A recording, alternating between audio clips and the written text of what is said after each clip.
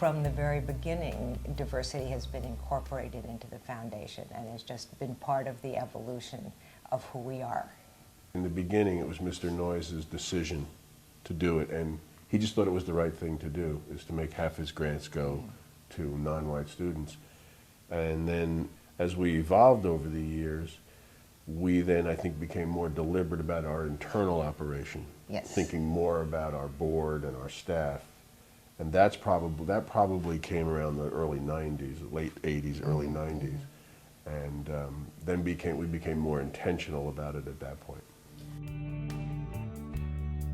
I think institutionally, both the board and the staff, we're just committed to this. When you take this journey, and it is a journey, there's going to be mistakes you make, there are going to be bumps in the road, there's going to be a lot of things that you feel really good about because it's hard work, and you commit to doing it, and you be very deliberate about it.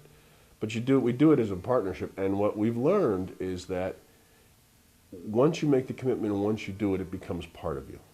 It's part of this institution. It's hard to separate. It's almost hard to have this conversation because it's almost like what we do. I mean, here we are, two white people talking about this.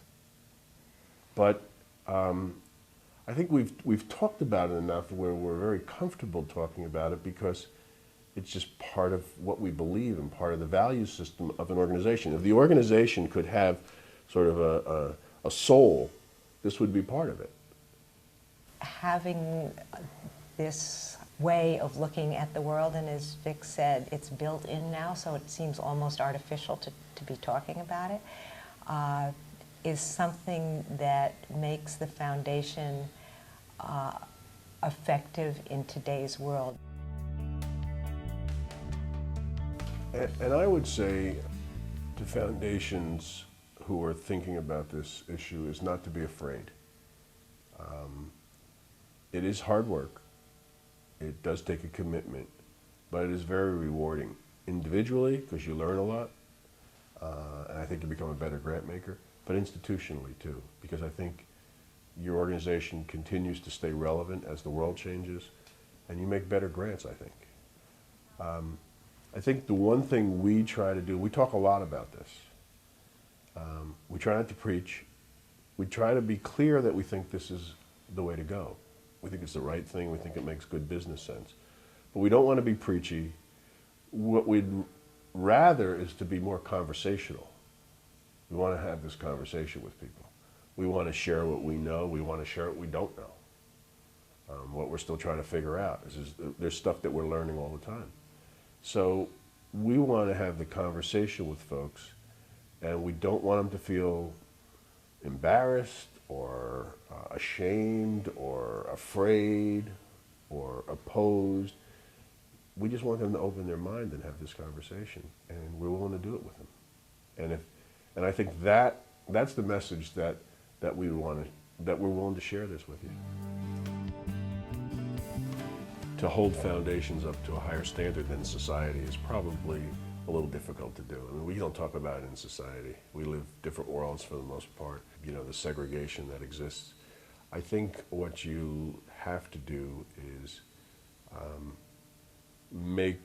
at least have some leaders, thought leaders in your institution that are going to say, let's try this.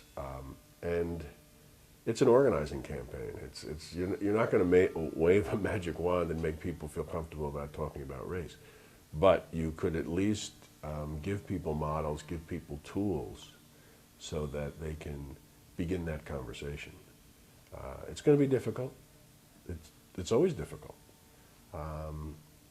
And particularly for white people of privilege, it's difficult to think about all kinds of things. You know, when Ann was talking about white men traditionally have the power, you know, in foundation world, white men have the power. So if you're talking about breaking that down, or at least changing those dynamics, well, you're affecting the white men who are in charge. So there's a little bit of a threat there. There's an embarrassment there because they're not sure how they should react. But I guess the message I would convey to other white people is that we have to be an ally here. This is not just an issue for the communities of color. This is an issue for all of us to talk about race and talk about an equitable society and social justice. white people have a role in that too. So we can't just be on the sidelines watching.